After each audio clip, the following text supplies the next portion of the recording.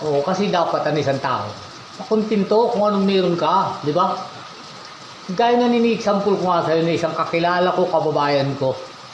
Napaka-good Samaritan niya during that time na hinawakan ko rin ng mga patayo niyang mansion, bahay niya, na galing din sa sipag at pawis niya, na hindi galing sa pera o kaba ng tao, di ba? Napaka-good Samaritan niya, isa ako sa natulungan. Ha? Abogado na, gwapo pa, Jesus, mistiso pa, o di ba? Pero tinan mo ngayon ang buhay niya, napakatahimik na buhay. Aanin mo naman ang milyones kung galing din naman sa nakaw o kawat. Diba?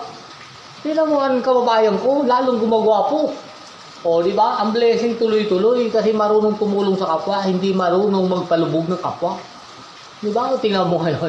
Diba? Ang dami na buti ka kaboy, mga kasabayan ko sa DPW, sa kapang ano pa. Nakapang-retire pa. Ay kung hindi nakapang-retire, hindi nagkamatay, siguro nga, kulong din. Kaso, Diyos ko, nakagalian na lang. During time pa sa DPW, mas bati pa ako, ang dami na makawat. Nagkamatay na lang mga district engineer. Sumutris na halos laman sa mga derbihan. Pero kwarta sa kontraktor. Di ba? Sira-sinda nag-uurunayan pa. Di ba? Totoo yan. Diyos ko po. Masakit ang salitang katotohanan, di ba? Masasabihin ba't ako nagsasalita? Wala nga lang din ako ano, pero wala akong buhay na patibay, pero experience ko yan, nung nandyan ako. Di ba? Kung magsisipag, makakapagbili ba yan ng mga mamahaling sasakyan, galing din naman sa mga nakakawag pera niyan. Di ba? Ikumpara mo na naman dun sa idol ko. Marami siya sasakyan, marami big bike, pero galing sa pawis at pagod. Di ba? Na pinaghirapan niya.